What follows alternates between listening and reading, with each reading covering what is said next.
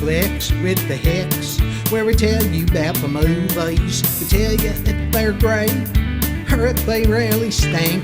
Now it's time to start the show. Yeah, now it's time to go. Guess what? It's Flix with the Hicks. Hey folks, welcome to another episode of Flix with the Hicks. I'm Greg, this is my lovely wife Janet. Each week we choose two films that we watched on DVD that week to review. We always pick the best film and the worst film of the week. This week Janet got to pick the worst film. Would you like to disclose your decision on that? It's a Walt Disney movie. It's got to be great, right? No. Old Dogs. John Travolta and Williams. See. Robin Williams. Yeah. And it was done in 2009. Their budget was $36 million. They made like $98 million on it. But get this. Okay. It was voted the 30th Golden Raspberry Awards as the worst actor, Mr. Travolta, the worst director, the worst movie. It was bad. It was bad. I mean, John Travolta and Robin Williams, they're the two best friends that are in marketing together. Robin Williams had married this girl on this vacation 7 years before, and then now the girls, that didn't last long, and she came back because she's going to be going to jail for environmental stuff or something like that. And she had a set of twins, a boy and a girl, that Robin was supposed to have been the father, and he had no idea. And him and Travolta have to watch these two kids, and there's all these complications, and it's supposed to be all funny and everything, and it's really stupid, and it gets a little violent. You know, Disney has a lot of violence in their movies, you know? They do. Yeah, you know, being in Cub Scouts and all that kind of stuff, and being ridiculous. It's just stupid, y'all. It's really bad. Really bad. What do you think of it? I thought this was one of those films that the script was probably laying around the office for several years. And they didn't know what to do with it probably, and they decided, well, let's get two big name actors, and let's try to make this work. And there just wasn't a really good script for them to work with. Yeah. And it reminds me a lot of all the other dumb comedies. Right. They have some big names, and it is Disney, so, you know, it's supposed to, all Disney movies are supposed to be, you know, great money makers and all that. This film was hard to watch. It was hard to keep my interest. Yeah. I wasn't overly excited about the whole storyline. Yeah. So. Yeah. And, you know, the two kids, a boy and a girl. And, of course, there's going to be complications if you watch kids. You've never been around kids and stuff like that. But, I mean, yeah. And, you know, when you go somewhere like, I'm old school here, so when we go somewhere like Blockbuster, and you're not sure what film to pick out, we usually get 2 or 3 films at a time. And I'd find one film that I really wanted to see, and then usually I'd look for the actors on the others. Oh, this one's got Robin Williams and John Travolta in it. Yeah. Even if it's not going to be a great film, that's 2 big name actors. It should be decent. It wasn't. It wasn't. Anyway, what would you rate this one? You know, I would give it 1 to 100. I'd give it a 20. Yeah, I give it maybe 25, you know, but I don't even think kids would keep their interest in it, because the adult part of it, being in marketing and all that would lose their interest, you know, interest. But the kids parts, I don't know. I didn't like it. Yeah. Anyway, I wouldn't recommend it, even though it is Disney, but anyway, okay, what's your movie? All right, I got to pick the best movie. Trouble with the Curve. It came out in 2012. It had a budget of $60 million. It only made $49 million. Really? It has Clint Eastwood, Justin Timberlake, Amy Adams, and John Goodman in it. Four people that I really like to watch act. Right. And it didn't disappoint. The storyline basically is Clint Eastwood plays a very famous, I guess you'd say, or very good baseball scout. And he's aging, his eyesight's starting to go on him. The team, the Atlanta Braves, are thinking about getting rid of him. They think he's getting too old, that he hasn't had a big-time player in several years come up through their system. And so they're thinking about getting rid of him. So Clint Eastwood, John Goodman actually, who's Clint Eastwood's friend, calls Amy Adams, who is Clint Eastwood's daughter, who's now a attorney, and says something's wrong with your father and you need to go visit him.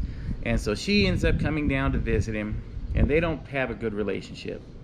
But she ends up helping him scout this future slugger that the Braves have been looking at and are thinking about taking with the number 1 or number 2 pick in the draft. Yeah, he's wanted by everybody. Everybody's looking at him, and the other guy that's working in the office with them, it's like it's a sure thing. All by the computer analysis and all this. It's all by computer by the young guy.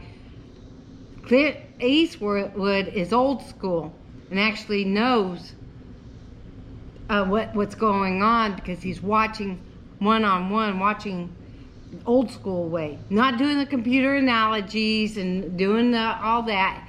And so he's traveling the back roads to go find these kids in small towns and doing it the way, like old school, like it used to be done. And Clint Eastwood ends up, through hearing rather than seeing, that there's something off with this kid's swing. That he doesn't think this kid is the caliber that the rest of the team, the Atlanta Braves, think he is. And his daughter says, well, how can you even tell? You can't see that well.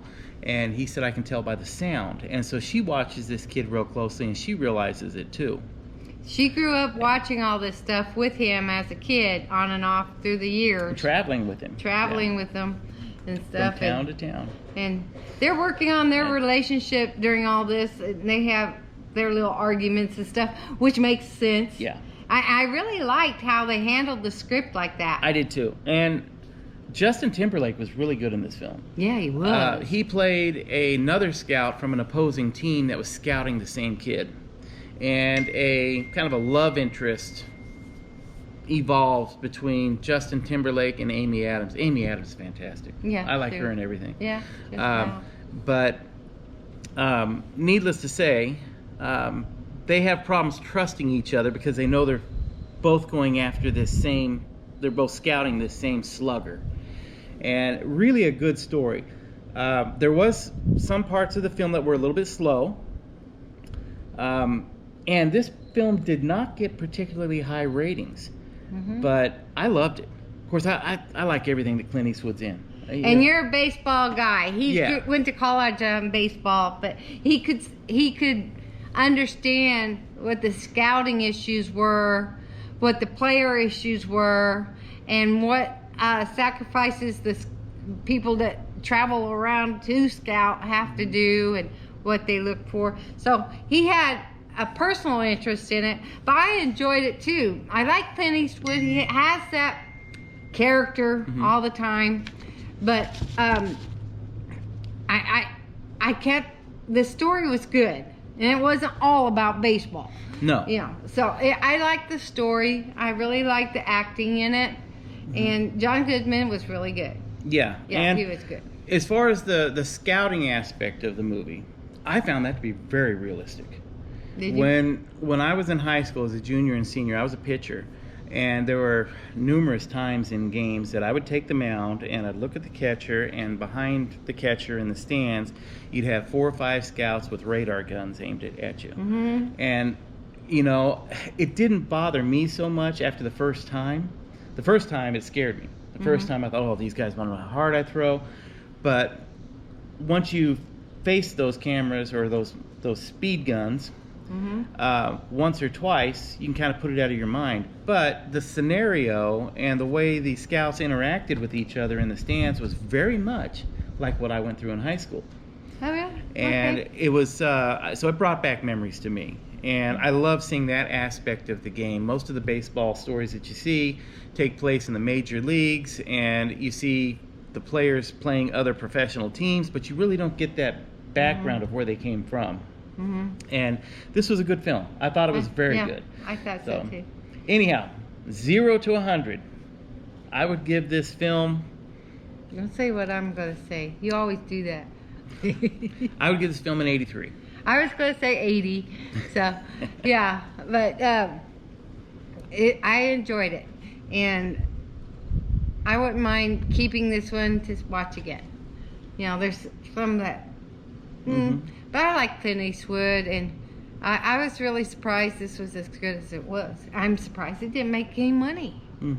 But Clint Eastwood is one of those guys that he's like a big question mark to me. I can't figure out, is he a great actor or does he just pick really good roles? Because every film that I see him in, I enjoy. He's just a very interesting person to watch act. true. Whether he's playing a tough guy or whether he's playing somebody that has some medical conditions, or it just doesn't matter. He's always good. Yeah, he always has a stern attitude. And I've never seen him in like a really soft, wussy type role. But that's him. I like it. Yeah, I do too. All right. So anyhow, hope you guys get a chance to check out Trouble with the Curve. And as far as Old Dogs, I'd skip out on that one, honestly. Yeah. But thanks for watching this video, and if you guys enjoyed it, hit the like button, the subscribe button, hit the little bell in the corner for notifications, and until next time, go enjoy a good film. Talk to you later.